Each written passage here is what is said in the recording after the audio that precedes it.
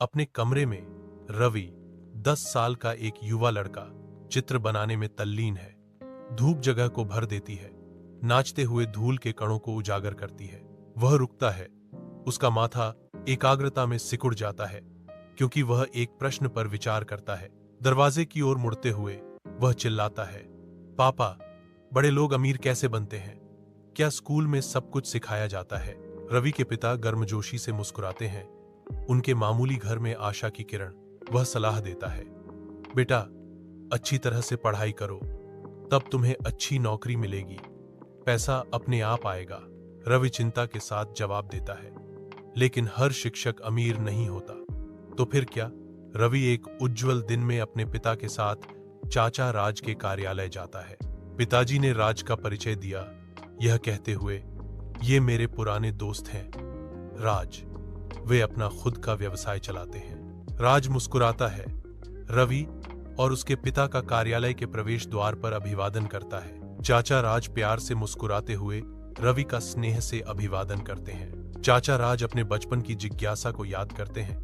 आ गया रवि, तेरे जैसे सवाल तो मैं भी किया करता था बचपन में। रवि एक सीधा सवाल पूछता है, अपने चाचा के रास्ते को समझने की कोशिश करता है। चाचा, क्या आप स्कूल से ही अमीर बने?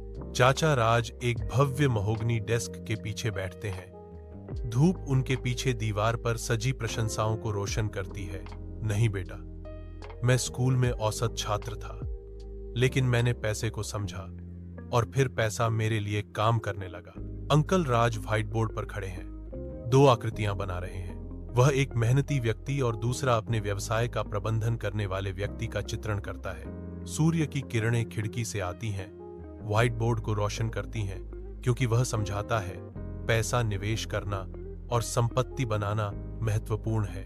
रवि एक दीपक की मंद रोशनी में अपनी डायरी में लिखते हुए अपने कमरे में अकेला बैठा है। उसका पेन रुक जाता है और वह सोचता है, पापा के शब्द सुरक्षित हैं, लेकिन चाचा के शब्द समझदार लगते हैं। क्या दोनों सही हैं? विचारों में खोया हुआ रवि अपनी कलम को कसकर पकड़ता है। वफादारी और बुद्धिमत्ता का संघर्ष उसके मन पर भारी पड़ रहा है। रवि अपने कमरे की शांति में बैठा है। एक अकेला दीपक उसकी मेज पर एक कोमल रोशनी डाल रहा है। वह करीब से झुकता है, भौहें सिकुड़ी हुई हैं, जैसे वह सावधानी से अपनी बातों को डायरी में लिखता है। संकल्प के एक पल में रवि घोषणा करता है, मैंने तय किया है, मैं पढ़ाई भी करूंगा और पैसे की समझ भी सीखूंगा।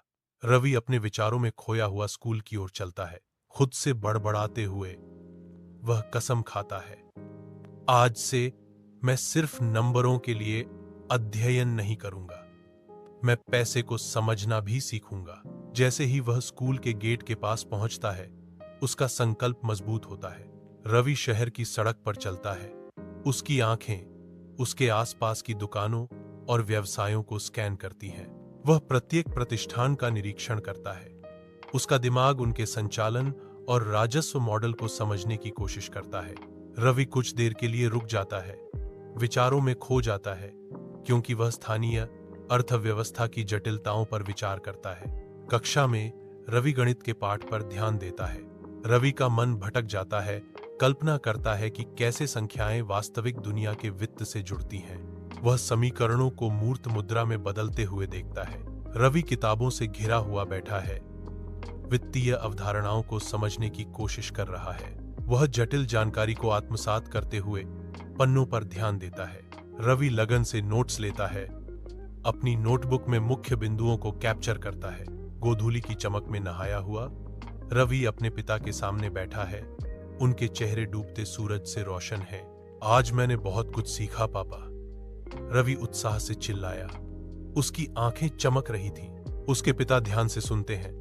उनकी अभिव्यक्ति ध्यान देने योग्य रुचि से लेकर स्तब्ध प्रशंसा तक बदलती है। रवि उत्साह से अपने दिन का वर्णन करना जारी रखता है।